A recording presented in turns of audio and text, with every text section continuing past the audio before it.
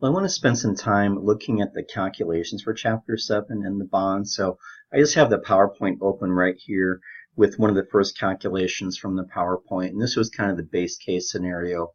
We have a $1,000 bond, 10 years, coupon rate's 10%, and the market rate of interest is also 10%. So I just want to show you in the Excel file.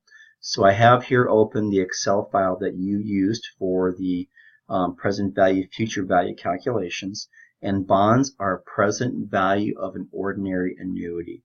So whenever you're pricing a bond, just think present value ordinary annuity.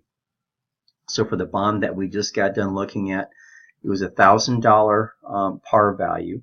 So to compute the interest, which is the coupon payment, it's $1,000 times 0.1. Okay, the 10% coupon, so it's $100. The future value is $1,000. That's the amount at maturity. This was a 10% market interest rate for 10 years. So just want everybody to see then the present value is $1,000. And remember that the Excel format, that little zero that you see right there, that means ordinary annuity. So that's the $1,000 that we get right here. And then this is where they kind of changed it up on us, and they said, okay, now let's just say the coupon payment is 13% or $130.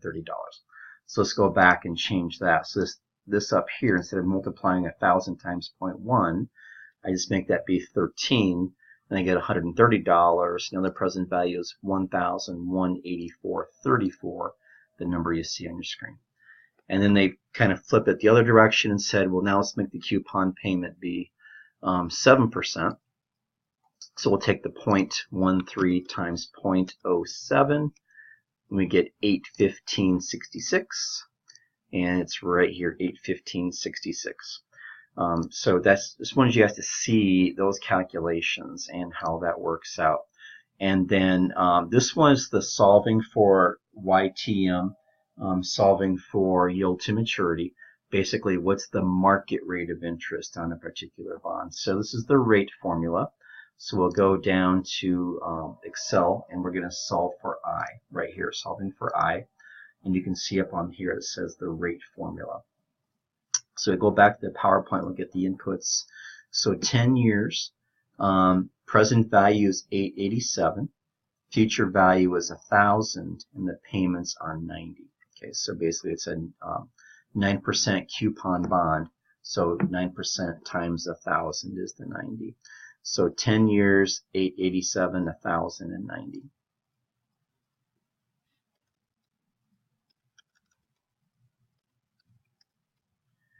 Okay, and then we get our answer, 10.91 right there. So I want everybody to kind of see how that works. So this is the rate formula, computing the rate of interest, or the yield to maturity, which is the rate of interest that we're looking at.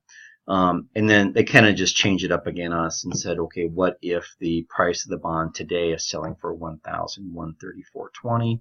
So of course we can just change that.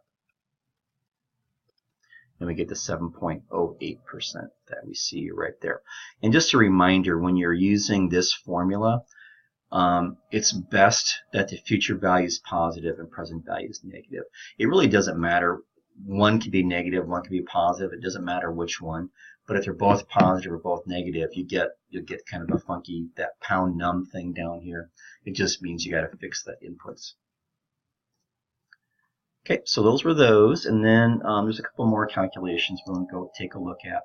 And the semi-annual bonds. So remember the 3 steps we go through. We double the N, and we divide the coupon rate, or the coupon payment, by 2, and we divide the market rate of interest by 2. So multiply N, divide coupon, divide interest, and then you'll have it. So they're going to do that with us right here. And this is going to go back to the present value of an ordinary annuity calculation. And it's going to be for a 10-year, 10% semi-annual coupon if R sub D is 13. Okay, so this is a 10% coupon. So I'll take 1,000 times 0.1 divided by 2. $1,000 future value is the same.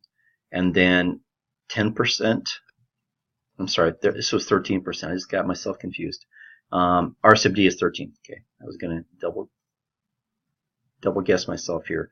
So I'll take that 13 and divide it by 2, so I get 6.5, and it was a 10-year bond, so I get 892. I didn't do something right.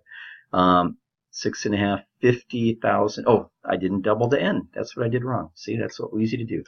Double n. Now I got it right. So just take, it was 10 years times 2, and we get 834.72. Now I should have it right. Okay, so there we go. Okay, so just to summarize that, the coupon was 10%, so I took the $1,000 par value times 0.1 divided by 2. The future value is still the same, $1,000. The market rate of interest was 13. I divided by 2 to get 6.5.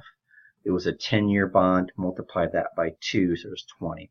So then the answer is 834.72. Just want everybody to see that. And then let's take a look at this one. And I want to show you the effect formula too. And maybe I skipped that one by accident. So let's look at the effect formula. Let me show you that one. So it's in the bottom towards the right. Let me get to where it is right here. And you use that in the present value, future value chapter. So remember that if I just have it on 1, that means the nominal rate, the annual nominal rate is just one compounding period. But if you can recall, if I take a 10% bond and compound it twice per year, that's 2, so I get 10.25 using the effect formula. So it's a really easy one to calculate. So the effective rate is 10.25. Okay, so that was pretty much it. I think that covered all the calculations. So I just wanted you to see those and just see how you can relate the Excel file that we used to do the calculations. If you have any questions, just let me know.